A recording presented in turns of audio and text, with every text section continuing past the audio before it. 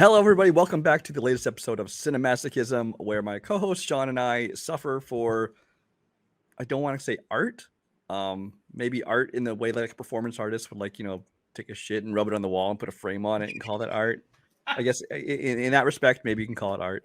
But yeah, this is CineMasochism. We watch crappy movies. We sit here, we make fun of them for your entertainment and our own. I am Brian Michaels. With me as always, my co-host Sean Wasserkrug. Sean, how are you feeling about today's movie? This was a movie that I had heard about but I had never seen before. But that's usually the repertoire for a cinemasochism film is it's a movie I heard about but haven't seen, and then Brian's like, "Well, we're gonna watch it." And yeah, this was definitely a movie that we wanted to watch something that was a comic book film. For Ant-Man Quantumania, which I know we're a few days past now, but we try to, if we can, we try to pick a movie that's around the theme of a big movie come out that week, which this was technically last week's episode. So we want to do something comic booky. Now I had plenty of crappy comic book films that we could have chosen, but as crappy as they were, I don't think they would have matched up to what we got put up with, except for Superman Quest for Peace, but we had already talked about that. Yeah, we already talked about that one. There were some other ones. We considered Howard the Duck at one point. There's plenty of other bad ones. Some other ones that we actually will be talking about later in the year. We chose to coincide with other releases coming up. Yep. But this is one that's just kind of legendary in its status. And actually, I think a lot of people haven't seen it. And you should. Not because it's good, but you should see it anyway just to see how bad it is. And that, of course, is Fantastic Four, the 1994 version, aka Roger Corman's Fantastic Four. Although Roger Corman was just like an executive producer, he didn't direct it or anything, but that's how they refer to it. This is a movie that has no release date and no box office data because it was never actually released. At some point, it had leaked out like on VHS tapes, and then got passed around through people and sold at sci-fi conventions and comic conventions and bootlegs. And so by the time you saw it, it was like a copy of a copy of a copy of a copy. Although now, if you look around the internet, it's everywhere in varying quality. There's some really good ones out there. So either somebody figured out how to clean it up, or like a new fresh copy got released out there somehow. Yeah, because there was a copy that we started to watch, and it was so wasn't it because it was really dark. It was really dark quality. It was dark and it was fuzzy, and yeah, it was dark and fuzzy because like because it starts in a classroom, and like I was like, I can't make out the teacher's face, and they're writing notes. I was like, I can't read any of this, and then I found a copy, but Brian couldn't watch it because it was stretched out to look widescreen. Well, I hate when the aspect ratio is wrong. Yeah, so I found one that was like beautiful copy of it. I mean, yeah, as good as you can get for a movie like this. But we did watch that version. So it's never been released, but it's out there for you to watch if you want to watch it. It's directed by a guy you've never heard of called Oli Sassoon. He never really did anything else. And starring a bunch of people that, at best you might be like, hey, I remember that guy on an episode of Seinfeld. So I'm not going to bother going through their names either. On Letterboxd, this has an average score of 1.8 out of 5 stars. IMDb, 3.8 out of 10. Rotten Tomatoes, 27% of critics gave this a positive score. That's honestly a bullshit score. And 31% of audiences, which I could see maybe the audiences are doing it in that, midnight movie, have fun watching it kind of way. But I don't know what the critics are smoking that liked this. I don't know. So you had never seen this before? No, I honestly didn't know this thing existed up until probably when I started like really getting into like the movie trivia community.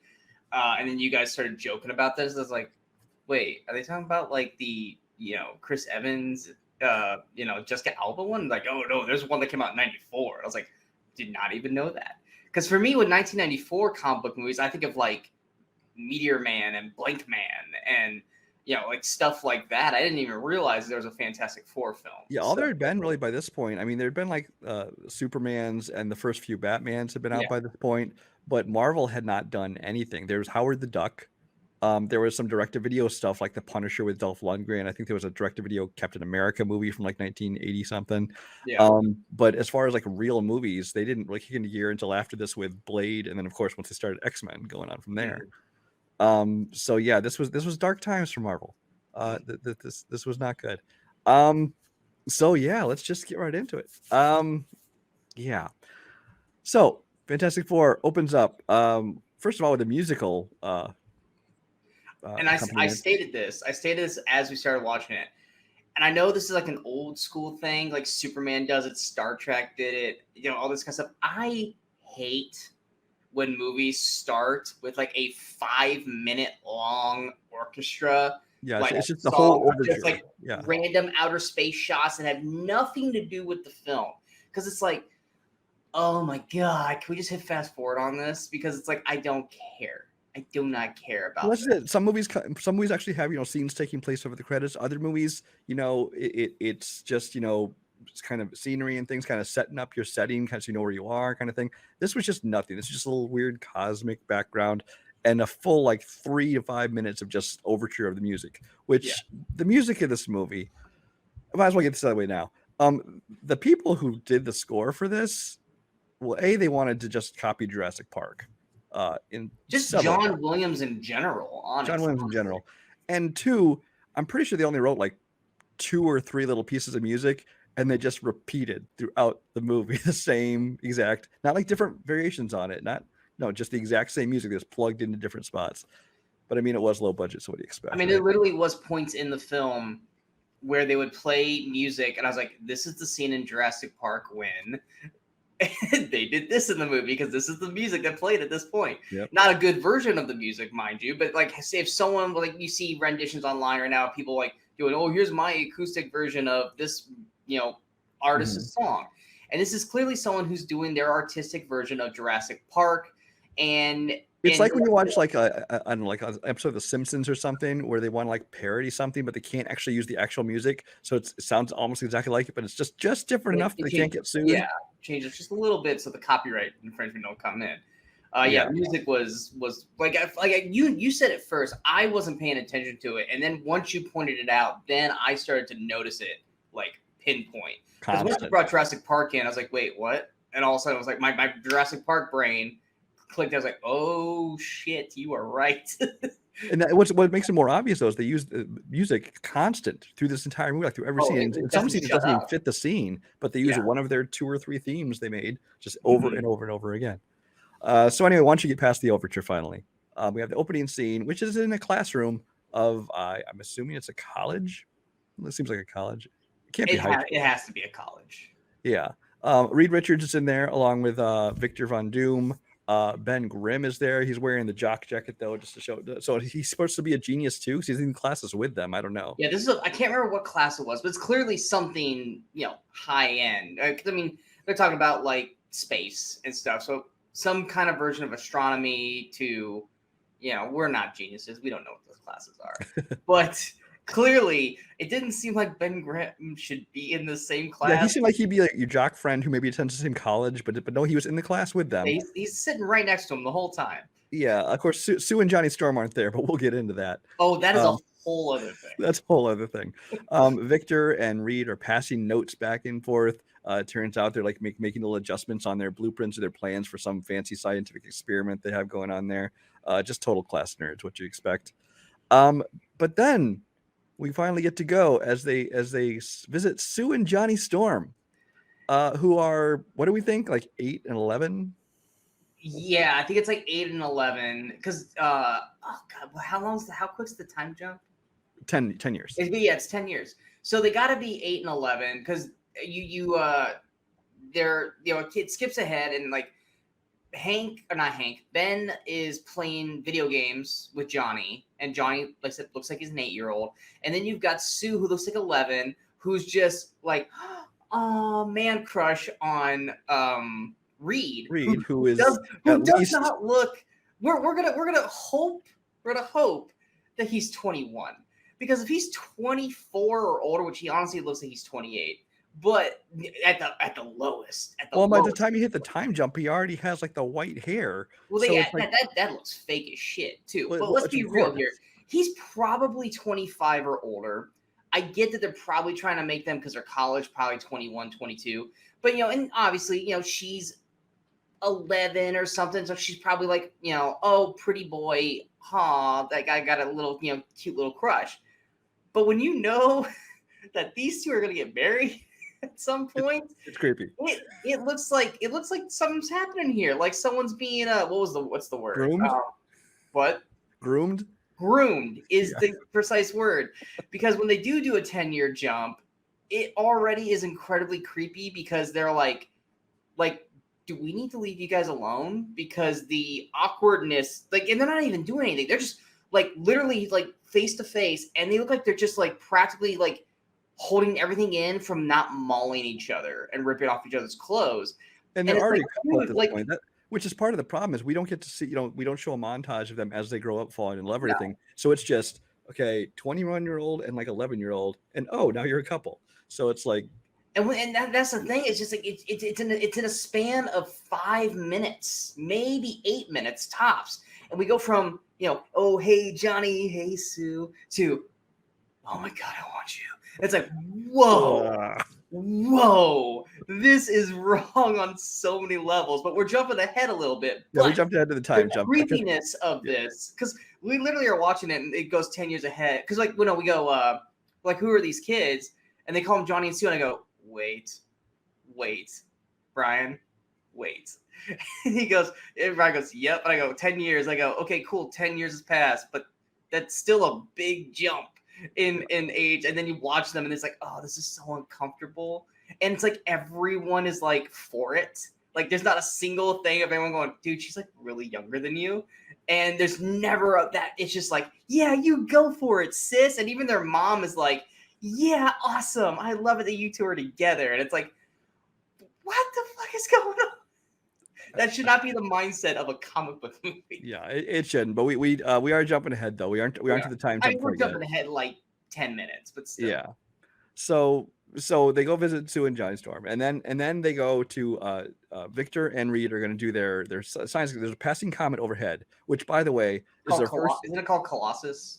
I think so. I think it's Colossus. It's our first glimpse of the special effects in this movie, which is essentially a hand-drawn animation comet going across the sky, which you're like, oh, that's level of effects we're into. Now, part of us can say this movie was never completely finished because it was released, obviously. But at the same time, I think even if they had finished, I'm pretty sure those were the effects they were using because they had no money. Well, there's scenes throughout the movie that you can see, like, they actually did try to do stuff with. So it's one of those things where you're like chalking it up to, they put their budget where they thought it was important. And from my understanding, in what research I did, the vast majority of their budget went into the Thing costume, which and we'll probably and then I would maybe the stretch effect, which we'll get to. Because every time the stretch effect happened, Brian just laughed his ass. Stretch effects, yeah. Anyway, they're going to try and do some experiment, which I don't even know the details of. They're doing some kind of experiment as the comet passed over. It was something like they wanted to capture some kind of energy from Colossus as it was going overhead because they wanted to put it into something. And they basically wanted to harness the energy of the Colossus meteor, which, okay, whatever. But clearly, what was it? Reed wanted to run some practice things because they changed the schematics, or Victor changed it. And he's like, hey, as long as we run some tests before we do it, then I'm okay with it. Of course, they get there and Victor's like, nope, we're doing it now. Fuck your tests. And of course, obviously, and like everything else, something goes wrong, like lightning strikes, shoot down. Yeah, the machine goes wrong. Electricity starts shooting out from the sides. Victor gets injured. He's getting zapped. Victor basically is full on getting electrocuted and presumed dead. Yeah, well, and Ben Grimm dives in and tackles him to like knock him out of the way of it and basically try to save him. Yeah, Ben gets injured. Yeah, we then go to the hospital where essentially Victor is presumed dead at this point. They said it didn't go well. They can't save him. We think he's dead. These people who we think are the doctors, who it turns out are like his henchmen. Yes, they're like the comic relief henchmen. Though one of them looks like Sacha Baron Cohen. It looks like Sacha Baron Cohen, and they're using weird accents. And Tim Curry together because there's some Tim Curryness in it, but also Sacha Baron Cohen, and there's just another little guy. Yeah, they're dressed up as doctors. And then you see him basically wheeling out his body, out of the hospital because they're taking him away. Then we hit our 10-year jump. So Reed has his graying hair already, which just looks like they just slapped white paint on the side. Yeah, it literally looks like they just took some paint with a brush and went whoosh back. And Ben is actually working along with them because Ben's supposedly a genius, even though he does nothing in the movie to give him that kind of intellect in the film, because he's the thing, he's the muscle, but for some reason he's been working along with him. But so I don't think they ever established that Sue and Johnny are working with them, just that they really know. You want to tag along? Apparently, I don't know. Well, it's like they know everything about the mission, but they aren't working along with the mission. But then they get in a rocket. They actually go into space with them. Yeah. No astronaut training whatsoever. At least if there is, it's never explained that they get to. But they clearly go like, because one of the things was like Ben and Reed are discussing, tonight's the night, it's gonna work. Cool. And then like Ben's like, well, we got to go get Johnny and Sue, and he's like, I don't want them to come. And he's like, no one knows this mission better than these people. So Reed didn't even want them to come, but you need all four to do the mission anyway. Well, and then of course you have Sue and Johnny's mom go, look at you, the Fantastic Four. You have to applaud for the title drop. Yes. And they're all standing there posing for a picture while Sue is trying every chance she can not to rip off Reed's clothes. And Johnny's just there like, yes, let's do it. Let me watch. Yeah, Johnny basically, the best way I could describe Johnny is he's basically Ron Howard from Happy Days. He's such an Archie like bunker, like, yeah, guys, let's go. It feels to me like when you have like a 30-year-old trying to play like a 12-year-old, like they kind of have that, oh, we have super energy. Hey, sis, that kind of thing. It doesn't. It's not. It's very poorly acted. But then they get in this like tiny makeshift ass looking toy rocket. Yeah. And then Go ahead. One thing first is okay. First we briefly meet the who looks like the leprechaun down the sewers. Oh, he'll be known as the jeweler. Yeah, the jeweler who basically looks like the leprechaun. Yeah, we don't know what he's about yet, but they introduce him. And we're kind of like, what is this character? I have no idea what this is about. We also meet before they launch Alicia, who is blind. She's walking along. She gets bumped into, drops some papers, and gets knocked down. Ben picks her up and says, I got you. You're safe with me. Like she'd just been attacked or something. She just dropped some papers. He doesn't just like pick her up. He picks her up like a baby up in the air like this. And she's like in a fetal position. And it's like, you don't just grab someone like that. And because, she's blind, she immediately goes and does the face thing. And then that will lead to something down the road. Yeah. But it's just one of those things where it's like she gets bumped, drops papers, and then here he is just picking her up like a first thing I thought of was like Owen Wilson in Night at the Museum, like, don't manhandle me. Because he literally just picks her up like, oh, here, this piece of rock is in the way. Let me move. And oh no, this is a person. And it's just but then so dramatic about it, saying, oh, it's okay, you're safe with me now. It's like she dropped some papers, dude. You weren't falling into a volcano. You like got bumped and fell down like 2 inches to go pick up paper, and here he is just picking her up like she's a nothing. And then they're basically with this project, they're basically doing the same thing what Victor and Reed did. Is they're trying to capture this energy from the Colossus comet, because I guess it's coming back overhead 10 years later, and they're trying to push it into like this like rock crystal formation thing, and. We finally get to see Dr. Doom in full on getup, and him and his 2 henchmen, and they're supposed to be going in and doing something to mess with this. Or I think it was more or less they wanted to do. I don't know if they were going to wait until the mission was a success and steal the rock, or they were trying to do something to kill them. But in the midst of them about ready to do this, the jeweler, which I thought looked a lot like the Mole Man from The Incredibles, basically sneaks in, does some Mission Impossible laser on the world's easiest laser maze, I gotta say. Yes, and he basically does a Raiders of the Lost Ark, and he basically takes the rock crystal and then puts a fake rock crystal that looks exactly the same. So how he knew what it was going to look like, I don't know. But and Doom is watching this. He was going to steal it or something. He's like, oh wait, he's going to do it for us. We can just sit back and because they're watching him do this, and they go, oh no, hold on. Just let this guy do what he's doing. He's actually going to help us out. This is actually better than I imagined, which effectively would kill, Reed and Ben and Sue and Johnny, which I was like, that's not going to help you. It's not going to get you at all what you want. Because don't you want to harness the power of the Colossus? Because that, or maybe he just wanted revenge on them, which is his whole thing. And we're never really quite sure of what his actual goals are. No, because he actually never does have that villain monologue. Yeah. He starts to, but at that point we're too far into the film for him to actually figure out what the motives were to begin with. But yeah, so the jeweler switches them out and leaves, and then they shoot up into the rocket, and they're doing astronaut stuff, which once again, Well, first we have to point out these wonderful the with wardrobe the they suits. paid for these spacesuits. You remember those old those like plastic suits you put on like to try and sweat off the pounds when you exercise? It's just like Yes. silver. It's like they were just wearing those, and then like motorcycle helmets that are just painted silver. And this is Yeah, we their were like, astronaut you're suits. like, aren't those motorcycle helmets? And I go, no, and then I look, I'm like, yep, I can actually see Yeah. like the air vapor parts, so that way that you can breathe through the helmet kind of thing. And I was like, that wouldn't work in space. Yeah, they weren't going for scientific accuracy in this movie. No, not at all. And So I would love to show photos of this, but because this movie is so old, there are very few photos that I can show on this. So if you're wondering, like, oh, I want to see how bad this helmet looks, I can't because there's no actual good photo of it. maybe So I'll try and grab some ahead of time. screenshots. We'll see what we can put up. Yeah. But yeah, there's so of course Dr. Doom is watching this whole thing somehow. I'm not sure I was watching the experiment from his throne in his little hand-drawn flames animated. Which looks like Castle Grayskull. Yeah, he totally does look like Skeletor, except this movie makes Masters of the Universe, the movie, look like the best special effects ever made. I like Masters of the Universe, but yes, this actually does make Masters of the Universe look like Avengers. It's on the list, Sean. Be prepared to defend that one. I will defend it.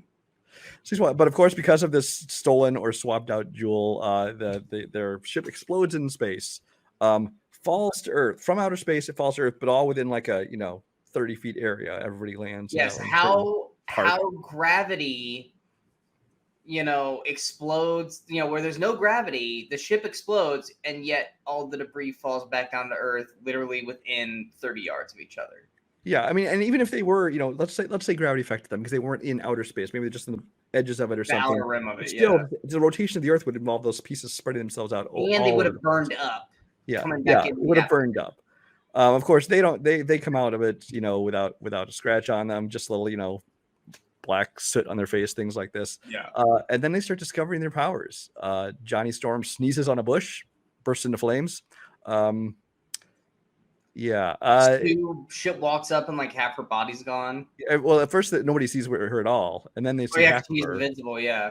This is it. I don't remember how we discover Reed's powers exactly. Reed was, I think she was falling and she was gonna.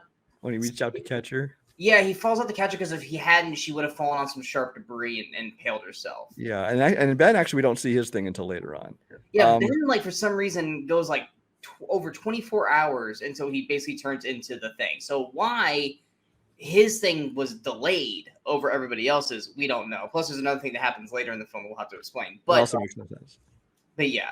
So they basically get picked up, which we think is by people who are, they're people, but it's actually Dr. Doom's goons. Yeah, it's Doom's people pretending to be like U.S. government people. Yeah, they're taking away some lab. We cut back to Alicia, who is molding Ben Grimm's face from the memory from the one time she touched it for 2 seconds, which comes off very stalkery. Yeah, super very stalkery. But then we also find out in the midst of her doing this that she's being spied on by was it the jeweler or was it one of his henchmen? Both. I don't know. Yeah, but it's both. But basically, the jeweler for some reason has his eye out for her, and he's got that one henchman. I can't remember the actor's name, but I remember him from. It's not the same actor, but it looks like it. Remember Batman Returns, the guy with the monkey? I don't really remember that offhand. An older, long, langly dude. He's got the monkey. His main henchman guy looks like this guy because the main henchman guy is like basically trying to be like Jack Sparrow. He's like kind of all this crap, and it's just like it's weird choices by everybody. Yeah. But yes, the jeweler's still acting kind of like Leprechaun throughout the whole film.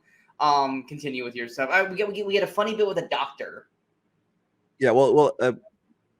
Go ahead. Well, actually, that's literally the next bit. Is he's basically trying to get blood from each one of the Fantastic Four, and they each start doing. Well, I just want to finish the Alicia scene first because Okay. the messenger shows up with wings on his hat and everything, and he has the molds apparently that were used for the helmet fittings, their experiment, which means perfect molds of their face apparently, so she can feel that and see what he's looked like supposedly. Oh yeah, and then she realizes that he's dead because she feels the other mold, and she realizes that that's what she's making. Yeah. Yeah, I forgot because they bring up that these are the people that died in this thing. It's like, oh my gosh, it's the same person. This is Ben. He's dead. This is when I believe that the henchmen actually basically homeless henchmen. Look at a bunch of homeless people down there. They kidnap Alicia because the jeweler wants her to be his queen for reasons unknown. We have no idea. The funniest thing about this scene, there are multiple instances in this scene where they're attacking her, and of course we cut to Alicia's point of view because they're all coming at her. Alicia's blind. She doesn't really have a point of view unless it's a blank screen. Yeah, it's a fade to black is her point of view, everybody. Yeah, but they do that multiple times in this scene. I'm kind of like, wait a minute, this doesn't quite work. So them basically kidnapping her is the equivalency of like Mighty Morphin Power Rangers, the Putty Squad. They're just all kind of surrounding her to like dancing like this. They're not like grabbing her or anything. They're all just kind of slowly like coming in on her, basically doing like a weird dance, which is like, like this is the fucking Putty Patrol. It's like kind of like the Thriller video where they all kind of reach in, but nobody actually attacks her. It's like, ooh. And then you get the point of view shot from her from a blind girl, but she could, but from her view we see everything. Yeah. So then we're back to the lab and talk about what you wanted to mention. Well, yeah. Then we get a little funny bit where this doctor is trying to take blood from them, and of course each one of them is showing off their powers except for Ben. Like it's just it's corny. It's real corny, but I mean, based off of this movie, it's perfect. Because it's like you have like I think it was they try to do Ben first, but like it couldn't puncture him. Well, this is when Ben finally transforms. He finally becomes his rock form. Oh yeah, that's right. This is when he finally turns. Which I will say that the mask, it looks like it was done with a lot of the same technology in the servos things, kind of like the Mutant Ninja Turtles masks. Yeah, Jim Henson's Turtles. Yeah. Yeah, it's got the mouth articulation. They made sure to make the his eyebrow so it could like make basically emotions. Like look mad, he look surprised, things like that. Yeah, you can kind of tell like the crease right under the eyelids is where he can look out. Yeah, and this is where supposedly most of the film's budget was into this costume because they wanted to make this look good. And honestly, it actually does look fairly decent. I mean, for 1994, it actually doesn't look bad, and it still looks better than the Michael Chiklis Fantastic Four 2005 version. That was a horrible thing. That far, but because especially I think because they didn't have the eyebrow part in there. It's just like a dude, and even to some extent in this because he's not all that big. He's not like a big creature in this movie like he is in the comic books. Yeah, he doesn't grow. He's just more round. He just looks like a dude with a skin condition. Yeah, for the most part. Well, I mean, you can tell it's a different body type in a way, but he's more shorter and rounder than the actor is because the actor is this big. It's just a different actor played him in the costume. Yeah, but the thing actually comes off looking smaller than the actual actor that plays Ben Grimm. Mm-hmm. So yeah, like he stands toe to toe with Reed and all them, and he looks bigger because he's a rock, but compared to Ben Grimm, he looks tiny. So they actually did an opposite effect with the thing is instead of making him look huge, he looks small. But it still looked good. It's the best that and Doom's outfit. They actually did pretty solid. Those are the most passable things in this movie. Yes, yeah, by far. Because the rest of them are bad. Because we do see in this this is where they escape from they finally escape from this lab and they realize things aren't right. And there's more hand animated flames as Johnny's shooting his thing. Basically, all Johnny can do is throw fireballs. Right Reed, all he does is trip people. Basically, later on you'll see him do some punching, but it's like it's a slow little. But the best part about it, and the thing that you love, is that every time Reed goes for a punch in regular clothes, somehow the sleeve also extends. Yeah, his clothes extend too. Instead of having just extra skin, the shirt enlarges as well. Everything changes. Yeah, which in some things, like in The Incredibles or even in the 2005 Fantastic Four, they drop some line about how these are specially made. They adapt to your. Well, when it's the suit, that's fine. But this was him like in. But this is close, and even when later on when they have suits, they're just suits that's suits that Sue sewed. So it's like nothing special. They're just Yeah, cloth. there is nothing special about these suits except that they just all look the same. So But I know she did say some line to Johnny that like the suit was flame retardant. So that's why Johnny was flame burn retardant. up. Yeah. Yeah. Yeah. They also this is where also they realize Reed has this, moment of clarity. He's like, wow, I realize our powers come from our personalities. Like Sue, you're shy, so you turn invisible. And Johnny has this fiery temper, so he turns to fire.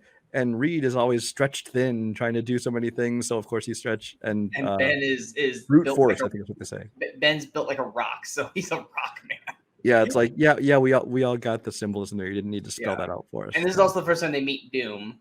They basically find out that Doom is basically keeping them captive, and everyone still thinks they're dead in a way.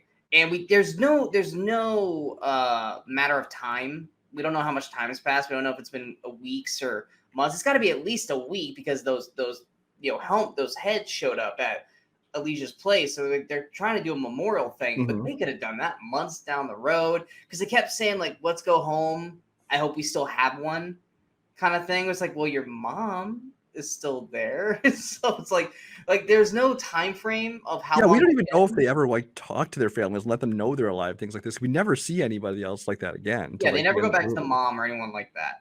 But they escape, and basically the funny thing about this whole thing too is that we think that they landed in some other country, like they landed in some other country, but somehow they landed right back in New York. In a way, it seems like Doom's his everything is within like 3 blocks of each other. Because we're thinking, because like, isn't it Latvia? Isn't that where Dr. Doom's from? It's like Latvia or something like that. I think it's a fictional country, but it's something like that. Something like that. So when we see his castle, we think that that's where they're at. They're in Latvia or whatever. Latveria. We think that's where they are, kind of thing. But no, apparently they went up into space, crash landed in literally the same exact spot, and then Doom's place is in New York, and that's 3 blocks away from where the jeweler is, and that's 3 blocks away from where like Reed's place is. So apparently this entire world is a 3-block radius because they break out and things like you guys can go back to living normal lives. I look like this, so screw you. Basically doing a Cartman, screw you guys, and giving him, and he just leaves. And he basically decides like, I'm gonna live like a hobo, and so he's walking around the streets. And he basically runs into the jeweler's old, homeless gang, and they're like, well, first he starts walking up to strange women, and then is all offended when they're like, oh, and they run away, and it's like, what do you expect? Even if you weren't like this, you look like a rock monster, man. Like you're scaring people. But then he basically is like, I'm gonna give up on my life, and runs into the homeless people, and they're all like, oh my god, dude, like you're amazing. Like we could really use you. Come with us. You'll be treated like a king or a prince, because jeweler's the king. But they go down there and they bring him down there, and he is basically looking like they're like, oh my god, dude, look, you have to see this. And jeweler's like trying to like get married, but also is trying to like kind of rape Alicia before the wedding, kind of thing. And all those little lackeys are like sniffing her, and yes, they're all sniffing her and stuff. And so basically the head goon basically is like, no, you have to come see what I brought you. And so there's, boom, there's the thing. And then of course he sees Alicia, and, and someone's, I think was it Dr. Doom shows up randomly because, oh no, Dr. Doom wants the rock. We missed that whole thing with his 2 goons go to the jeweler and try to get the rock back. And the jeweler's like, no, it's mine, go to hell. And so Dr. Doom's like, I'm going to go there and get it myself because he wants the rock. Not that he needs it, but he wants it. Because his main goal, Doom's main goal, is that he wants the blood from the Fantastic Four so that way he can take their powers and basically absorb all their stuff and become the most powerful being. It's a blink and you'll miss it line, but that's effectively what he's wanting. And so he goes down into the sewers to where the jeweler is to basically try to get the rock that the jeweler stole because he's apparently needs it now, which he didn't need it before. And of course, the Thing's there, and a big fight breaks out. And when it comes to the time for Thing and Doom to meet, and Alicia says, Alicia, say it. Fellatio? No, Alicia. Alicia goes, Ben, I love you. What? Like, Yeah, she met this dude who she met once for 10 seconds. who picked her up like a penny. But that's enough because her confession of love is enough to make him suddenly change back to his normal human form, Yeah. which he's never done before and will never do again later. Yeah, but he So- basically becomes human form, and that therefore, even though he's still this hulking, strong dude, is effectively powerless against everybody else. Well, they are shooting machine guns at him at the same They time. are, but still. So Doom takes. Doesn't Doom take Alicia with him? I think he does. I think he does. He gets a hold of the rocks, then he starts firing up his laser. Yeah. Which basically he shoots this, and they cut to, you know, that old classic like atomic bomb stock footage you see with like the, you know, the houses and stuff being blown over. Yes, I know exactly what you're They at. just like inserted that stock footage here to show the destruction of this laser beam. He basically does like the Dr. Evil thing, like, let me show you what I can do, and then he like shoots somewhere with this laser, because once again, even though everything's like 3 blocks away, they're not in New York, because they're somewhere, and because he's gonna shoot this rocket at New York, which is like, well, dude, you're 3 blocks away, man. But apparently when he eventually does shoot the rocket later in the film, it takes a while to get there. So once again, the concept of like at the speed of light, because it is a laser. Yes, the concept of where everything's at makes no fucking sense. But he takes Alicia or Lasia or whatever the fuck her name is. Alicia. I don't know why I'm having a hard time saying that tonight. Thing is back to looking like a human, and he can't figure out how to, you know, turn back. Just when he needs his power, he can't fucking save the girl that he loves. Once again, person he met for less than 30 seconds, but whatever. He basically meets back up with Johnny and Sue and Reed. I think Sue and Reed can finally confess their love for each other. I didn't realize it was a secret till then. I thought it was always. Oh no, they basically it was like I love you, and I was like, oh, I love you too, and Johnny's like, yeah, kind of thing, which is like pops in every few times. Yeah. basically. No, but this is also this is where they suddenly come to the realization, like, wait a minute, Dr. Doom is Victor Von Doom? Like, dude, he has the same name. He didn't even change his name. No, he didn't. He never changed his name once. He has the same voice. How did you not realize this already by now, the first time you met him? And then Thing shows back up, or Ben shows back up, and this is when Sue brings out the outfits. Yep. While everyone else was doing science stuff, she was sewing like a good, you know, woman in the 50s. She's apparently smart enough to be on a freaking rocket ship. You know, she couldn't help with anything but costumes. Some really bad costumes. So they decided to suit up and head out to Dr. Doom's lair. You know, down the block, but in a different country. Yeah, down the block, where they of course get immediately captured in like an energy field, which is supposedly trying to take their powers. Oh, and then Thing does turn back to Thing. Thing does turn back to Thing. Yeah, does turn back to Thing. And he's caught in the energy field too, as Thing, not as Ben. Yeah. And basically, it's supposedly making them weaker. It's like taking their power away, but I think it's like, isn't it just Sue's the only one that reacts to it? She's like, Sue looks like she's having an orgasm. Yeah, she does. And Reed's looking at her like he likes it, so it's just a weird little situation. Like, oh, I'm learning things. So that's what it's going to sound like. Yeah, and then this is when we actually get, if anything, the monologue from Doom. Going, you left me for dead. This was all your fault. This is the reason why I look like this. Blah, blah, blah, blah. So now I'm going to take all your guys' powers, put it in me, and I'm going to be the most powerful being on the planet. And I'll rule, and all the generic bullshit villain stuff that we hear a million times before. And then Reed stretches his foot. Doesn't he like slide his foot under? Because like one of his toes is outside of the energy field, so he's able to stretch that to, I guess, turn off the machine or something. He kicks it, knocks it over, and like knocks it off of them so they get free, kind of thing. If I remember, because he should have just kicks it. And that's basically when the big battle kicks into gear. Ben Grimm, the Thing, utters. Oh wait, we didn't mention the first few times. Utters for like the fourth time his catchphrase. It's clobbering time. Which, why do you have a catchphrase? There's no reason before now you would have even had one, much less uttered one. But of course, he does it again. Just because it's clobbering time. I think at least 4 times in the movie. Sue suddenly knows that she can make force fields. She's never done this before. No reason that she would think that she could do it, but she does. She makes these force fields. The laser gets shot off. Yeah.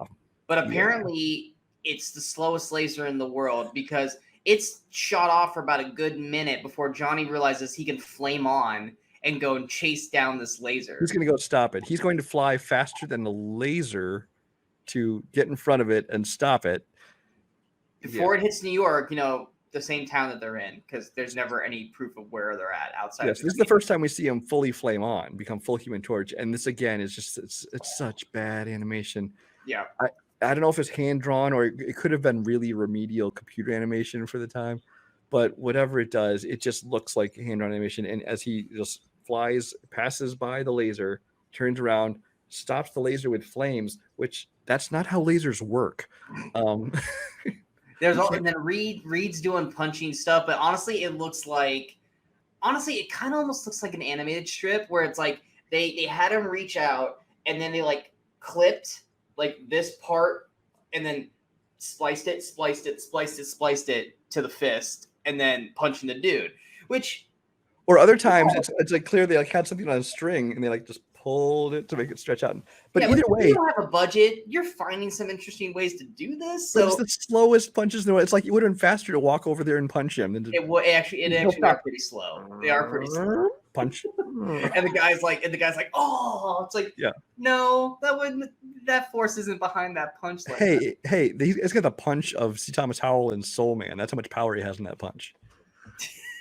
No, because when he punched in Soul Man, they flew like 20 feet back. Yeah. Through tables. But anyway, Doom runs off, and he runs off to like the top of the building, which is supposedly a castle. And, they have their, back and forth, and basically Doom falls off the castle, and like Reed catches him, but then like his glove falls off. Is his glove? Is it his hand comes detached? I don't know how much of it is he robotic. I don't know how this works, but the hand is all of a sudden like sentient, like it's still alive without Doom there. It honestly, and I know you'll get this reference because I made you watch it last year and you hated me for it, but it's almost kind of like in Surf Ninjas when Liam Neeson's hand has a mind of its own and it starts like trying to choke him and shit because he falls down into the mist. And Reed has like basically his gauntlet and just kind of leaves it on the edge.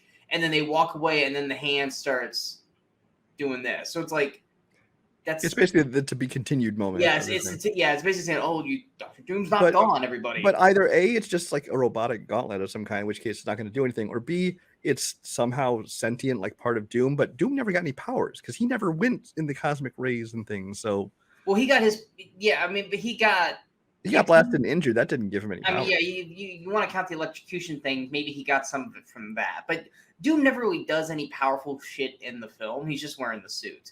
Yeah. And then Johnny basically catches up to the laser like 100 feet in the sky above New York and basically stands in front of it and like pushes it back the whole way back to wherever they're at, 5 blocks down the road. Because basically, according to their, geography, the laser probably just went up, down, swirl around, all around, and down to here because everything's within 5 blocks. But they basically that's basically the end of the story for the most part. Ben frees Alicia. Well, yes. And she basically says that she loves him and she doesn't care how he looks. Which why doesn't he change back when she confesses her love here? I don't know. But the whole thing about this thing with Alicia being blind and not caring how he looks, it's the same problem I had with it was Disney's Hunchback of Notre Dame, right? They made a sequel, Hunchback Notre Dame 2, where basically he falls in love with this blind girl who loves him back because she doesn't care how he looks. So basically saying they're kind of undermining their own message where it doesn't matter if you're ugly as long as the other person's blind. So basically saying looks really do matter unless you can't see them. Yeah, I mean, this is a normal character though, because I mean, Kerry Washington played her in the Midnight Chick. Yeah. And then I don't think she was in the Four Stick. Because they spend the whole. I don't know. Yeah, I don't think so. I don't know. I saw that one time and don't remember. Yeah, they're a bunker the whole movie. So this movie makes Fan Four Stick look like an Endgame. Just saying. Yes. Yeah. I love that that's our marker point for a good movie is Endgame for comic book movies. Yeah. But, so then we get back to the wedding, right? Yes, they basically decide that Sue and Reed get married, even though they literally outside of the just looking like they want to fuck each other, There hasn't really been a moment of them acting like a couple, except for professing their love. But once again, Hey, he's been dreaming about this since she was 11. Just saying. exactly. She's been dreaming about this since before she probably had her first period. But Yeah, Sue's in a full wedding dress. Reed's in a Fantastic Four costume. Sue's got a wedding dress on. Reed, Johnny, and Thang all have their Fantastic Four outfit on. They get in the limousine. And then the sunroof of the limousine opens up, and you get this like inflatable arm, 2-man arm going, like Reed waving by like this. Yeah, you know those ones you see at like car dealerships, the inflatable flapping arms. That's what it looks like. This is one arm's going. It's so fucking dumb. And then of course everyone's just like, bye, and you just have this arm waving in the sunroof like this the whole way going by, and it's quick. Like the movie's like not that long, but it's so. And the jeweler just got away scot-free. Like you never saw nothing happened to the jeweler. Maybe the jeweler just got abandoned. Too. Who knows? Yeah, that was for the sequel. But yeah, this movie was so fucking bad. It's. I mean, like I said, the budget was horrible, but they didn't really have a budget, and most of it went into Thang's outfit. The movie didn't get released, so we could have said there probably could have been more budget added to it. Well, there was a lot of rumors, that, depending on who you talk to, and even when you talk to them, because over the years, the people they've interviewed have given different answers. Mm-hmm. But there was rumors that this movie was never intended to be released, even because what was true for sure is that like they went into production on they had to start filming by December 28th or something. So they started production December 28th. They rushed into production because apparently on December 31st of that year, the rights that they had leased to whatever were going to lapse. So they'd lose the rights to it if they didn't get something into production. So they rushed it in. Some people say they just wanted to get something kind of made just to hold on to the rights for the future. And it was never meant to be released. But other people say, no, we were told this was getting a full release. That's why they were putting, time and energy and money into it. I think that from what I've heard in my research, it seems like the most likely thing is that they were going to release it. Marvel and Avi Arad, who was kind of the head of Marvel at the time, basically bought it back from them. They paid them off to not release it. They said, hey, basically we just want to buy this, give you back all the money you spent on it, buy it back so we can bury it, so we can burn it, because releasing this at all was going to hurt the Fantastic Four brand and hurt the Marvel brand as they tried to start making movies. So, but basically what you're saying is they got Batgirl or Batwoman. Kind of, yeah. Because that's Batwoman they right off with like a tax thing, but yeah, they said it wasn't James Gunn that said it, but I think it's the guy that James Gunn's working with on DC basically said, I watched Batgirl. It would have done. What's that? He said unreleasable. I think was unreleasable, and it would have done damage to DC and the brand. Yeah. So basically the same thing. But yeah, this movie was so like infamous and what happened to it that it actually got its own documentary called Doomed, which Brian watched. I did. That is on Amazon Prime right now. I think it's a couple of different places if you want to watch it. But it basically has interviews with the whole cast of the movie, with the director of the movie, which by all accounts, everybody who worked there, they said the director wasn't a bad director. He was doing what he could with what he had, with the pressures being put on him to rush through it with no money, things like that. He wanted to do things with it that he couldn't do. His intentions were good. It wasn't like the business guys who were giving him no money and rushing it and apparently burying it at the end, things like that. But they have interviews with all these different people involved in it. They have interviews with Roger Corman's in there. It doesn't give you a whole lot more beyond what we've already said to you here. It kind of reinforces like that everybody, they thought they were doing the best work they could. There's no real big revelations in there, but it's still interesting to hear them tell the story. So it might be something you want to check out. Yeah, I mean, this movie chalks up to something you would see on Saturday morning at 10 o'clock on like a CW or back in the day UPN, where it's like, oh, this is where we can play it, where like only kids would watch it, and maybe we'll get a following that way, because that's how poorly this film is made. It's no different than, or it's something like some of the crappy Disney movies that you will find on like Disney Plus that like as a kid you liked it, but like as an adult you're like, oh wow, this is shit. The kind of thing that should just live in your memory and you shouldn't actually rewatch it because you'll realize how bad it was. Yeah, much like most of the Superman films from the past. Yeah, a Um, couple pieces of trivia you did learn from the documentary, by the way. Apparently, Mark Ruffalo auditioned for the role of Doctor Doom, didn't get it. thank God. Uh, Patrick Warburton auditioned for Ben Grimm. And some of these things make me wonder. It's like, was it good they dodged a bullet? They didn't get this because they didn't get the roles. If they had been in it, I wonder if this would have killed their careers. They would not have It had would the have. careers they It had. would Yeah, have because no, because none of these actors are have really done anything outside of this. I think yeah. I think the most noticeable actor was probably Ben, and he usually just plays kind of like the tank in like like Mhm. the big muscle guy in some generic action TV show or something like that because he looked familiar. But everyone else, no, They've gotten maybe some, like I said, some TV appearances. I know both Johnny and Sue both appeared on Seinfeld. I know that actually Reed and Victor are both like sons of like famous actors. Robert Culp and I forget the Reed's dad's name, but he was in the movie My Fair Lady, some other things. So they're basically most well known as being second generation actors. But yeah, nobody's career went anywhere from this. But it's not a surprise. I mean, it's a good thing this never got released. But it's an amusing kind of watch with some friends. yeah, it's definitely a I hate because we're not fans of it, but it's definitely a Mystery Science Theater 3000-esque kind of film. Um, it's one of those things. It's so bad, but it's also one of those things where you kind of almost want to feel bad because I agree, no one's actively in this movie trying to do horrible. They're all actually trying to Hmm. do what they can. It's just they have nothing helping them out. It looks like a fan film. Not a script, not money, not effects, No, not now anything. granted, by today's standards, I mean, hell, you could have the people at Bat at the Sun who do Superpower Beatdown, which if you guys have never watched that, that's flipping amazing. It's basically they shoot like real awesome cuts of two superheroes, like who would win in a fight between Wonder Woman and Wolverine, and then they basically shoot that fight. And you give the budget that these guys put together, they could have made this movie actually look like something. It's not going to be up to like Marvel standards, but at least something going, oh, wow, okay, they actually had some cool ideas here. These guys back in 94, they didn't have anything to help them. And so it's one of those things where it's like, you can get mad at movies like Kung Pao, which are just like horrendously horrific.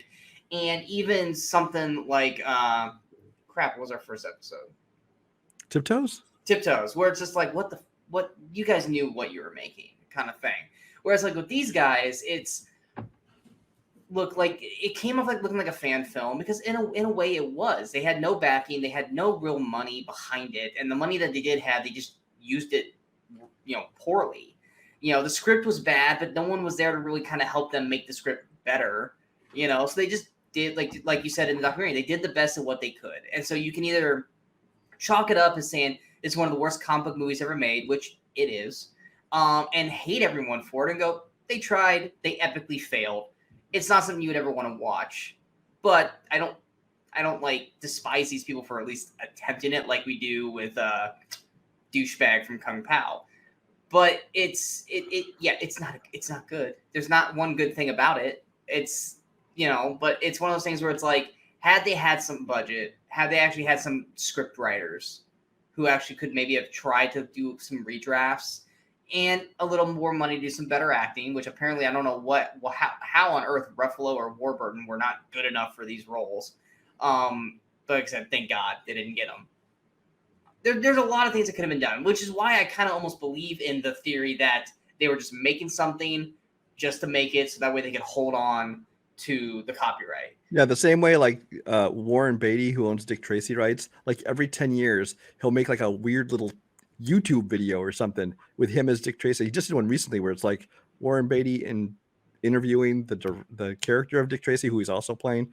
He does things for no other reason than to hold on to the rights, even though he doesn't plan to actually make another movie. So I'm not sure the point of it. But yeah, it's basically if you have to use it every so often or you lose the rights. Yeah, it was the same reasoning behind. That's why we knew Fantastic Four was eventually going to get picked up by Marvel again, because they needed to make something after Fantastic Four stick, and they're like, no, we're not going to do it. So you can have it back. You can have it back. Yeah, you can have it back because which I will say, my biggest problem with Fantastic Four, and obviously there's a movie going to be made. but my biggest problem with Fantastic Four is that so many things, specifically Reed Richards, that stretch the elasticity. It's such a goofy thing. I don't know how they're going to pull it off in a serious movie. They tried to pull it off with John Krasinski in Doctor Strange. Spoiler alert. But even then, it just looked goofy, even in a serious scene. And it's like, I'm not sure how they're going to pull that off.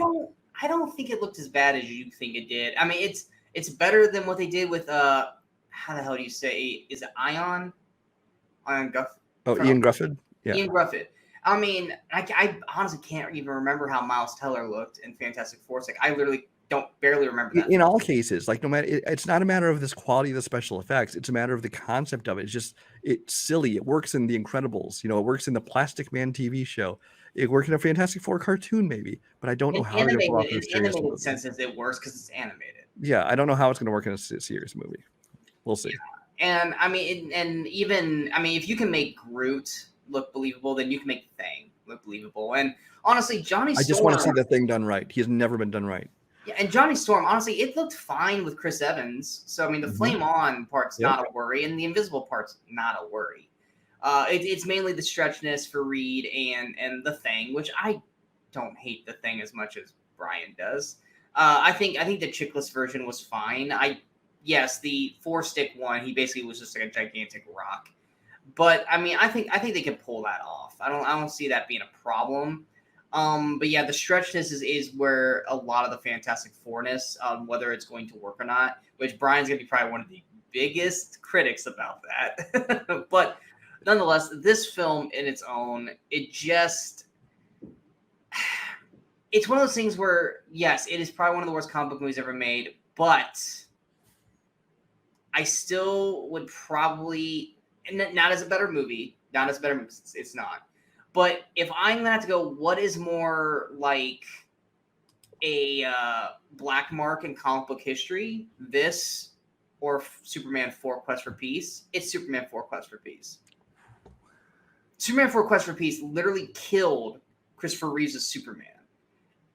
It is horrendously bad. I would put these on par, honestly. But here's my problem with that. Yes, on par, they are both equally shit films. But Fantastic Four had nothing going for it. It had nothing. It did what it could with what it did. Fantastic Four is like when you give a 4-year-old a glue stick, some scissors, and colored paper and say, make something. Quest for Peace is a college art major who basically is like, I am making a masterpiece. And he got stoned one night and decided that a glop of shit looked great. Which, I'm sorry. Because he's like, if I don't spend all the money in the movie, I can just save it for beer. Yeah, it's like, this is a glop of shit from an art major. Or here's a 4-year-old kid who did his best with his imagination. It still looks bad, but you know what? I'll put this 4-year-old's kid picture on a refrigerator because he tried. This, I'm throwing in the trash. So for me, yes, on par movie scale, yes, they're both equal. And Fantastic Four technically would be the worser film. But sacrilege-wise of a comic book film, Quest for Peace is still, to me, one of the worst ever things. You chalk that up to Halle Berry's Catwoman, X-Men Wolverine Origins, even though you like to defend that movie's dog shit. Those, and Ang Lee's The Hulk, to me, are some of the worst comic book films ever made. And while Fantastic Four is a horrible film, I don't blame the people that made it because they did what they could. It's still really, really bad. But yeah. And honestly, coming into this video, I did not think I was going to try to defend it like that. But I mean, basically hearing you describe the stuff, because I do my best not to do the research because Brian loves doing the research. And so I just watched the movie as is, and hearing him describe what these people had to go through, you can't blame them. They tried. Yeah. There's no excuse for Quest for Peace. Yeah, and like I said, that documentary Doomed really gives you kind of the point of view of the cast, somebody that had to go through trying to make this thing. But that's all we have for today. That's the end of our show. If you like what you see, let us know on the social media. I'll let you see down below. Other than that, you got any final thoughts? For Fantastic Four, no. All I can hope for is that the MCU, when they decide to eventually do it, which probably won't be for another couple of years, that they figured out the formula so that way we can actually have a Fantastic Four worth being excited about. Even though I don't hate the Chris Evans, Michael Chiklis versions, I don't hate those. I think they're fine films for what they are. Fantastic Four stick is a piece of shit though. But yeah, if you guys like this, like I said, like, comment, let us know what you thought of this film, or if you were able to find this film, which it just search YouTube and stuff, you'll find it, or at least find parts of it elsewhere. But yeah, out right now on the channel, we have this past week's Weekly Crusaders, where we talked about wow, I'm blanking on what we talked about because we've shot so many things here so quickly. Well, this current week's the one we just shot that was Battle Angel Alita, or Alita Battle Angel. Alita Battle Angel and Reality Bites. Yes, Reality Bites. This week we'll have another episode of CineMasochism where we're not going to give away what we are watching, but it's I feel like a lot of people who carry a torch for this director are going to really defend this. And then other people are gonna be like, "Fucking A, that movie's dog shit." Yeah. And then we also have this episode, or this week's episode of Weekly Crusaders, which we didn't give any hints to last time. On Weekly Crusaders, we didn't give hints like we normally do, so I'll give hints right now for people who watch that episode. My pick is a comedy that came out here about 5 years back that really did the one thing that we haven't had in a long time. That's had actually a really good comedy film in theaters.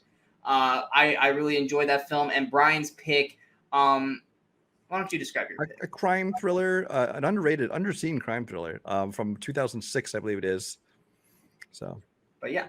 And then, of course, this week, Cocaine Bear comes out. So we will definitely have a review for Cocaine Bear here. Please don't suck. Please don't suck. Yeah, please don't suck. We'll have a review either late Thursday night or early Friday morning with Brian and I, because that is one of our more anticipated films of the year.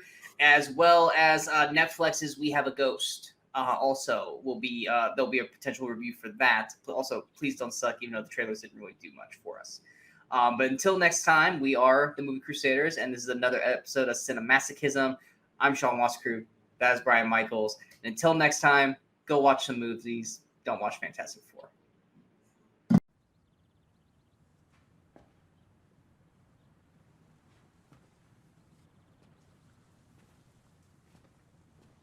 You're still here. It's over. Go home.